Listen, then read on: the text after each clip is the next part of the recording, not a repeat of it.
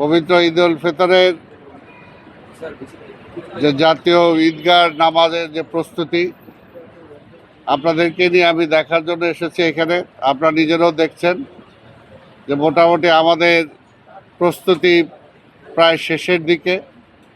আমরা আশা করি যে আর যে দু একদিন সময় আছে এর মধ্যে আমরা সম্পূর্ণভাবে প্রস্তুতি গ্রহণ করতে পারবো এবং আশা করি যে আল্লাহর রহমতে ভালো দিন থাকবে। সেদিন বৃষ্টি থাকবে না, সেটাও আল্লাহর কাছে কামনা বাক্যে চাই। এবং সেদিন যাতে ঢাকা শহরের মানুষ, বেশিরভাগ মানুষ অন্তত যারা ঈদগাহে নামাজ পড়তে চান মাননীয় প্রধানমন্ত্রীর সাথে, তারা সেদিন সমবেত হবেন। তা আমাদের এটা চাঁদ দেখার উপরে নির্ভর করে, আপনারা নিজেরাই জানেন। যদি 30 রোজা হয় তাহলে 21 তারিখ, আর যদি 29 রোজা হয় তাহলে 20 তারিখ। এবং এটা আমাদের ধর্ম মন্ত্রণালয় সহ সবাই মিলে যেটা ঠিক করেছে যে টাইম থাকবে আমাদের 8:30। যদি বৃষ্টি টিষ্টি হয় তাহলে হয়তো টাইমের পরিবর্তন করা হবে। এখানে আপনারা জানেন যে প্রায় 35,000-এর মতো মানুষ একসাথে নামাজ পড়তে পারবেন। তার মধ্যে মহিলাদেরও সুযোগ থাকবে।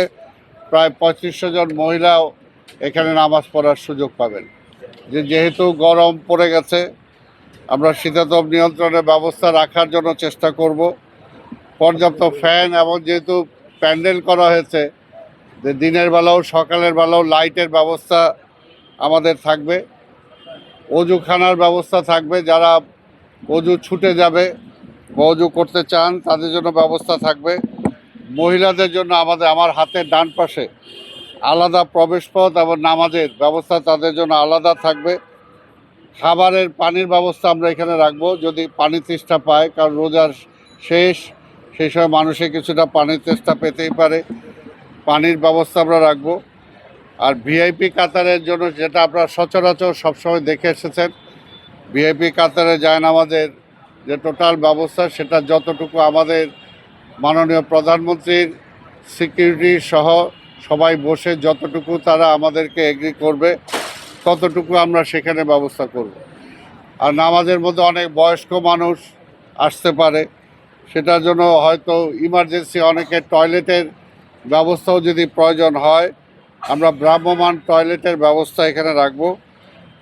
বাই চান্স যদি কেউ কোনো অসুস্থ হয় তাহলে প্রাথমিক চিকিৎসা দেওয়ার একটা ব্যবস্থাও এখানে আমাদের থাকবে। আর যেহেতু বাংলাদেশ বৃষ্টির সম্ভাবনা থাকেই, বৃষ্টিটা মাথায় রেখে যদি বৃষ্টি হয়, পানিটা দ্রুত নিষ্কাশনের ব্যবস্থা আমরা করেছি, যাতে পানিটা দ্রুত চলে যায়। এবং বৃষ্টির পানি নিরোধক শামিয়ানার ব্যবস্থাও আমরা করেছি নামাজের জন্য, যাতে সবাই একটু শান্তিপূর্ণভাবে নামাজ পড়তে পারে, সুন্দরভাবে পড়তে পারে। সেটার জন্য টোটালটাকে আমরা কার্পেটের ব্যবস্থা করব। এবং সর্বোপরি একটা নিরবিচ্ছিন্ন নিরাপত্তার ব্যবস্থা এখানে থাকবে। এবং আমরাও আশা করব যে সমস্ত জনগণ যারা এখানে নামাজ পড়তে আসবেন, তারা আমাদের ট্রাফিক যে সিগন্যাল যেটা দেওয়া হবে, কোন দিক দিয়ে তারা আসবেন, কোন পর্যন্ত গাড়িগুলো থাকবে, সেগুলো আগের দিন ট্রাফিক থেকে জানিয়ে দেওয়া হবে। আমরা আশা করব যে জনগণ সেই ট্রাফিকটা ফলো করবেন, তাতে অন্তত আমরা সুশৃঙ্খলভাবে নিশ্চিন্তভাবে আমরা নামাজ আদায় করতে পারবো বলে অন্তত আমরা বিশ্বাস করি। এবং স্বাভাবিকভাবে সব কিছুর বিনিময়ে লাস্টে আমাদের ফায়ার সার্ভিসের ব্যবস্থাও থাকবে। আল্লাহ না করুক যাতে কোনো কিছু না হয়, তারপর সেই ব্যবস্থাটা রাখা আমাদের প্রয়োজন।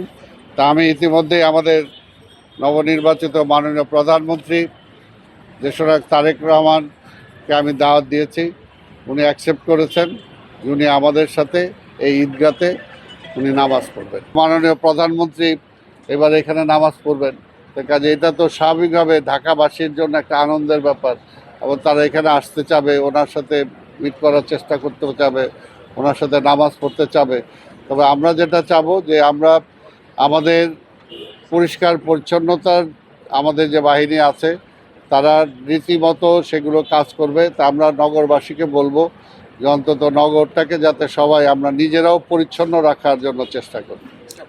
কত শতাংশ কাজ বাকি আছে? এবং কোন অবস্থাতেই যে সমস্ত জিনিসপত্র তার সাথে বহন করা যাবে না, ধারালো বা অবজেকশনমূলক যে সমস্ত কিছু আছে, সমস্ত পার্টিসিপেন্ট যারা আসবেন, নামাজি যারা আসবেন, ওনাদেরকে সদয় অনুরোধ করব ওনারা যাতে এমন কোনো কিছু না আনেন যাতে সিকিউরিটি পয়েন্টে কোনো হ্যাম্পার হয়।